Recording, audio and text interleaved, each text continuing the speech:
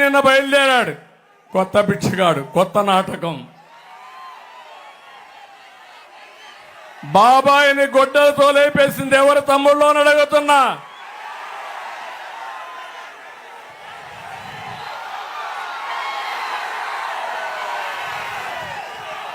Drama ఆడాడా లేదా?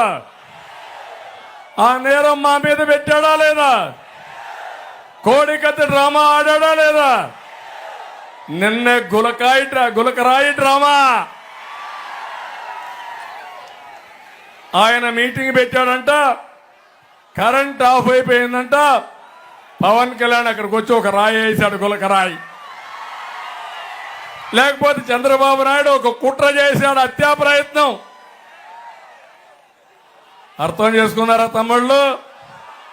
వాళ్ళు అంటున్నారు నీ మీద మాకు కోపం కూడా ఉంది, మాకు క్వార్టర్ బాటిల్ ఇస్తాన్నావు, బిర్యానీ పెడతాన్నావు, 500 రూపాయలు డబ్బులు ఇస్తాన్నావు, డబ్బులు ఎగ్గొట్టావు కాబట్టి నాకు ఆ సమయంలో కోపం వచ్చేసారని గులకరాయి వేశారని అతనే చెప్పే పరిస్థితికి వచ్చాడు. ఓకే, నువ్వంటే మహానాయకుడు.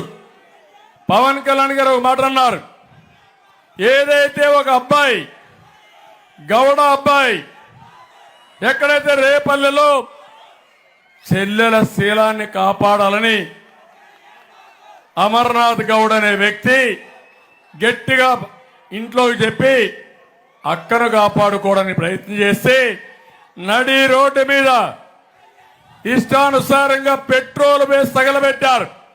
ఆ రోజు గుర్తుకు రాలేదా జగన్మోహన్ రెడ్డి? సైకో వైఎస్ఆర్ కాంగ్రెస్ నాయకులు అడుగుతున్నా. ఆ మాట అడిగాడు పవన్ కళ్యాణ్ గారు. ఇప్పుడు అంటున్నాడు ఆయన, నా మీద దాడి చేసినప్పుడు, పవన్ కళ్యాణ్ గారి పైన దాడి చేసినప్పుడు ఎప్పుడూ ఖండించలా. నేను ఖండించా, ప్రధానమంత్రి ఖండించారు, అందరూ ఖండించాం. కానీ ఇక్కడ ఒక్క విషయం మీరు గుర్తుపెట్టుకోవాలి, మేము ఏం మాట్లాడకపోయినా అర్ధ గంటలో మా మీద నెపం వేయడానికి మళ్ళీ డ్రామాల రాయుడు డ్రామాతో మీ ముందుకు వస్తున్నాడు. అందుకే చెప్తున్నా, నీ మాట ఎవ్వరూ నమ్మరు, అది ఒక డ్రామా. నా మీద రాయి వేపిస్తావు, పవన్ కళ్యాణ్ పైన రాయిలు వేయించారు, మా మీద వేసిన రాళ్ళు దొరికాయి. ఈ డ్రామా రాయుడి మీద వేసిన రాయి దొరికిందా తమ్ముళ్ళు? ఇంతవరకు ఆ గులకరాయి కనపడిందా మీకు? ఏంటి రహస్యం? అది జగన్మోహన్ రెడ్డి ఆడే నాటకాలు.